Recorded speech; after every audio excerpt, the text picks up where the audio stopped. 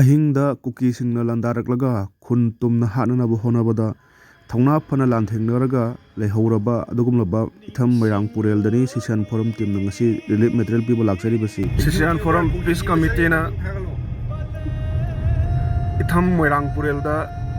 Relief material ꯊꯤꯟꯕ ꯆꯠꯄꯒꯤ ꯈꯣꯡꯆꯠꯅꯤ ꯆꯤꯡꯁꯥꯡ ꯅꯥꯄꯣꯝꯁꯤꯡꯁꯤ ꯌꯦꯡꯕꯤꯌꯨ ꯑꯩꯈꯣꯏꯅ ꯂꯨꯅ ꯊꯝꯖꯔꯤꯕ ꯆꯤꯡꯁꯤꯡ ꯑꯁꯤ ꯉꯁꯤꯗꯤ ꯑꯩꯈꯣꯏꯅ ꯆꯦꯛꯁꯤꯜꯍꯧꯗꯕꯗꯒꯤ ꯔꯤꯐ꯭ꯌꯨꯖꯤꯒꯤ ꯁ꯭ꯇꯦꯇꯁꯇ ꯂꯩꯒꯗꯧꯕ ꯐꯨꯔꯨꯞ ꯈꯔꯅ ꯃꯨꯟꯈꯤꯅꯕ ꯀꯟꯅ ꯍꯣꯠꯅꯔꯛꯄꯗꯣ ꯉꯥꯛꯊꯣꯛꯅꯅꯕ ꯑꯩꯈꯣꯏ ꯃꯦꯒꯤ ꯇꯥꯡ 15 ꯍꯧꯈꯤꯕ 2023ꯗꯒꯤ ꯆꯣꯛꯊꯕ ꯂꯩꯇꯅ ꯇꯦꯡꯕꯥꯡ ꯈꯣꯡꯆꯠ ꯆꯠꯆꯔꯤꯕ ꯁꯤꯁꯤꯑꯥꯟ ꯐꯣꯔꯝꯒꯤ ꯇꯤꯝꯅꯤ ꯃꯁꯤ ꯆꯤꯡꯂꯣꯟ ꯃꯥꯡꯗ ꯎꯔꯤꯕ ꯆꯤꯡꯁꯤꯡꯁꯤꯒꯤ ꯅꯥꯄꯣꯝꯗꯅꯤ ꯑꯩꯈꯣꯏꯅ ꯍꯧꯖꯤꯛ ꯆꯠꯆꯔꯤꯕꯁꯤ ꯏꯊꯝ ꯃꯣꯏꯔꯥꯡꯄꯨꯔꯦꯜ ꯍꯥꯏꯔꯤꯕ ꯖꯒꯥꯗꯨꯗ ꯆꯠꯆꯕꯅꯤ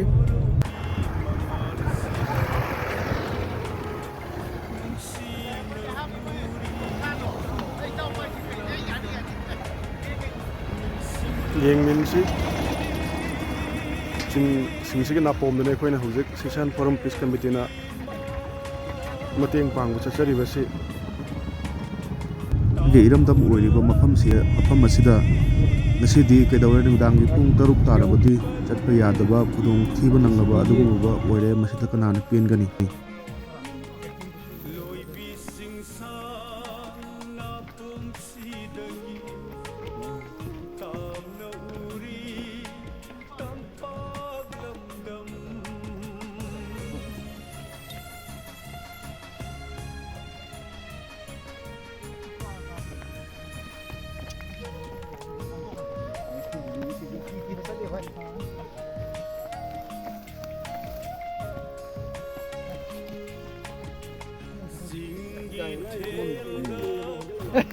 Ito.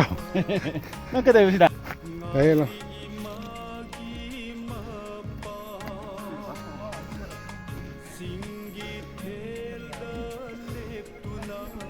Aish. Ako'y sisiyan kita huna pa bitaw natin. Mayroong matiyang pang walay.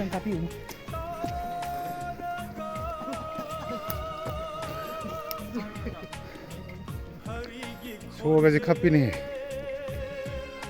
ꯃꯣꯏꯔꯥꯡꯄꯨꯔꯦꯜꯒꯤ ꯑꯀꯣꯏꯕꯁꯤꯡ ꯑꯁꯤꯗ ꯀꯨꯀꯤꯁꯤꯡꯅ ꯈꯨꯟꯗꯥ ꯁꯟꯈ꯭ꯔꯒ ꯍꯧꯖꯤꯛꯀꯤ ꯊꯣꯛꯂꯤꯕ ꯏꯔꯥꯡ ꯑꯁꯤꯗ ꯃꯩꯇꯩꯒꯤ ꯌꯨꯝꯁꯤꯡ ꯑꯁꯤ ꯂꯣꯏꯅ ꯀꯣꯏꯁꯤꯜꯂꯒ ꯃꯩ ꯊꯥꯕ ꯍꯧꯔꯨꯔꯕ ꯂꯩꯀꯥꯏꯅꯤ ꯑꯗꯨꯕꯨ ꯏꯆꯤꯟꯅꯥꯎꯁꯤꯡꯅ ꯆꯦꯟꯕꯒꯤ ꯃꯍꯨꯠꯇ ꯍꯥꯏꯔꯤꯕ ꯀꯨꯀꯤꯁꯤꯡ ꯑꯁꯤꯕꯨ ꯂꯥꯟꯊꯦꯡꯅꯔꯒ ꯉꯁꯤꯗꯤ ꯏꯪꯅ ꯆꯤꯛꯅ ꯑꯃꯨꯛ ꯍꯥꯟꯅꯒꯤ ꯐꯤꯕꯝꯗ ꯃꯩꯇꯩꯁꯤꯡꯅ ꯈꯨꯟꯗꯥꯖꯕ ꯉꯝꯂꯛꯂꯕ ꯂꯩꯀꯥꯏꯁꯤꯡꯒꯤ ꯃꯅꯨꯡꯗ ꯑꯃꯅꯤ ꯃꯌꯥꯝꯅ UFO ꯍꯥꯏꯔꯒꯁꯨ ꯈꯪꯅꯕ ꯁꯟꯖꯥꯜꯒꯤ ꯏꯆꯤꯟꯅꯥꯎꯁꯤꯡꯁꯨ ꯃꯅꯤꯄꯨꯔꯒꯤ ꯉꯝꯈꯩ ꯀꯟꯕꯗ ꯑꯆꯧꯕ ꯊꯧꯗꯥꯡ ꯂꯧꯗꯕ ꯌꯥꯗꯦ ꯍꯥꯏꯗꯨꯅ ꯁꯦꯝ ꯁꯥꯗꯨꯅ ꯂꯩꯔꯝꯂꯦ ꯑꯩꯁꯤ ꯈꯨꯜꯂꯔꯤꯕꯅꯦꯕ ꯁꯤꯁꯤꯅ ꯃꯣꯏꯁꯦ ꯈꯨꯟ ꯈꯨꯖꯥꯏꯒꯤꯗꯗꯤ ꯈꯔ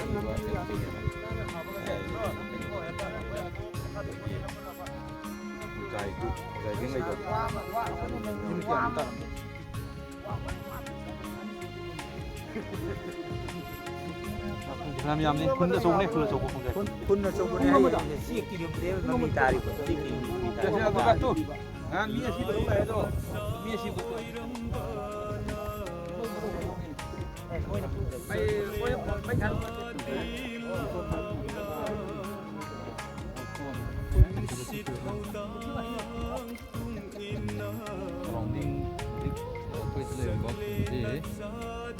ꯕꯤꯔꯂꯥꯂꯦꯟ ꯋꯥꯏꯈꯩ ꯑꯗꯨꯝ ꯂꯩꯔꯦ ꯃꯊꯪꯗ ꯑꯩꯈꯣꯏꯒꯤ ꯁꯣꯡꯐꯦꯜ ꯁꯤꯁꯤꯡꯁꯤꯒꯤ ꯂꯣꯛꯁꯤ ꯋꯥꯡ ꯁꯣꯡꯐꯦꯜ ꯂꯩꯔꯝꯃꯤ ꯃꯅꯤꯡꯁꯤꯅ ꯃꯣꯟꯅꯣꯝ ꯂꯩꯔꯝꯃꯤ ꯁꯤꯒꯤ ꯃꯃꯥꯡꯁꯤꯗ ꯁꯥꯏꯆꯟ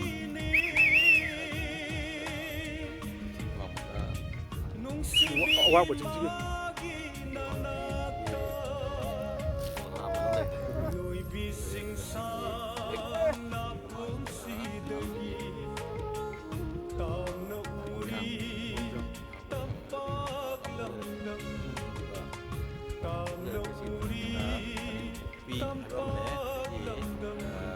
ꯁꯤꯁꯤꯡꯁꯤꯒꯤ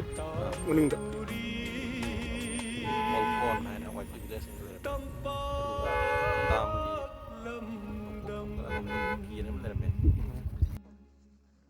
ꯁꯥꯏꯁꯤ ꯂꯣꯏ ꯌꯧꯁꯜꯂꯛꯑꯝꯃꯕꯅꯦ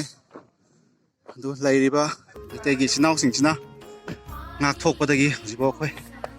ꯂꯩꯔꯤꯕꯅꯦ ꯁꯤꯗ ꯑꯩꯈꯣꯏꯒꯤ ꯁꯤꯁꯤꯌꯥꯟ ꯐꯣꯔꯝꯅ ꯑꯩꯈꯣꯏꯒꯤ ꯑꯉꯝꯕ ꯃꯇꯦꯡ ꯈꯖꯤꯛꯇꯪ ꯄꯤꯒꯦ ꯍꯥꯏꯗꯨꯅ ꯂꯥꯛꯆꯕꯅꯦ ꯏꯊꯝ ꯃꯣꯏꯔꯥꯡꯄꯨꯔꯦꯜ ꯑꯩꯈꯣꯏ ꯁꯤꯁꯤꯌꯥꯟ ꯐꯣꯔꯝꯒꯤ ꯏꯆꯤꯟ ꯏꯅꯥꯎ ꯏꯇꯥꯎꯁꯤꯡ ꯃꯔꯨꯞꯁꯤꯡ ꯃꯦꯝꯕꯔꯁꯤꯡ ꯑꯩꯈꯣꯏꯅ ꯍꯧꯖꯤꯛ ꯇꯧꯖꯔꯤꯕ ꯂꯟꯁꯦ ꯁꯤꯗꯗꯤ ꯌꯥꯝ ꯂꯥꯟꯅ ꯈꯟꯕꯤꯒꯅꯨ ꯆꯥꯛꯇꯣ ꯐꯔꯛ ꯇꯥꯗꯅ ꯁꯤꯗ ꯑꯗꯨꯝ ꯊꯣꯡꯖꯟꯕꯅꯤ